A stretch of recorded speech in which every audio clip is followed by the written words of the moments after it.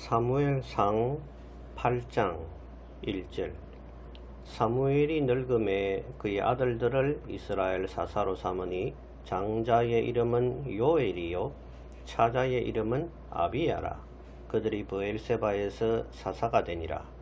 그의 아들들이 자기 아버지의 행위를 따르지 아니하고 이익을 따라 뇌물을 받고 판결을 굽게 하니라. 6절.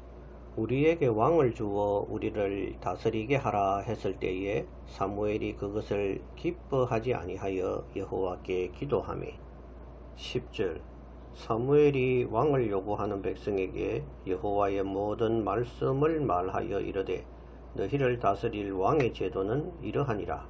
그가 너희 아들들을 데려다가 그의 병거와 말을 어거하게 하리니 그들이 그 병거 앞에서 달릴 것이며. 위대한 선지자 사무엘에게 오점이 있다면 그 아들들을 잘 가르치지 못했다는 것입니다. 장자 요엘과 차자 아비야가 브엘세바에서 사사가 되었다고 하는데 이익을 위해 뇌물을 받았다고 성경은 기록하고 있습니다. 사사는 재판관이며 오늘날 판사와 같은 직분인데 뇌물을 받고 판결을 굽게 했다는 것은 하나님이 제일 싫어하시는 것 중에 하나입니다. 아버지가 아무리 자식을 잘 교훈하려고 해도 그 자식이 마음을 열고 아비의 교훈을 받아들이려고 노력하지 않는다면 아비도 어찌할 수 없는 것입니다. 아비도 자식을 바르게 교훈해야 되겠지만 아들도 아비의 교훈을 달게 받으려고 하는 자세가 필요한 것입니다. 결국 하나님의 징계와 상급을 받는 것은 각 사람 자신이 하는 것입니다. 아비가 선하다고 아들이 상급을 받는 것도 아니며 아비가 선해도 아들이 징계받고 버림을 받을 수도 있는 것입니다. 사무엘의 아들들은 홈리와 비느하스처럼 하나님의 은혜를 스스로 버리는 것을 볼 수 있습니다. 요엘과 아비야의 비전 없음을 보고 백성들은 왕의 제도를 구하게 됩니다.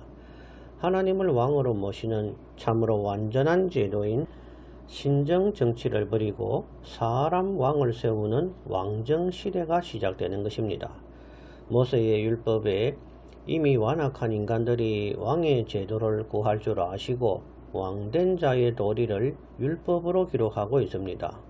왕은 아내를 많이 두지 말고 말을 많이 가지지 말고 평생의 율법책을 등사하여 자기 옆에 두고 배우라고 했는데 천하의 다윗 왕도 솔로몬도 율법 공부를 하지 않는 모습을 봅니다.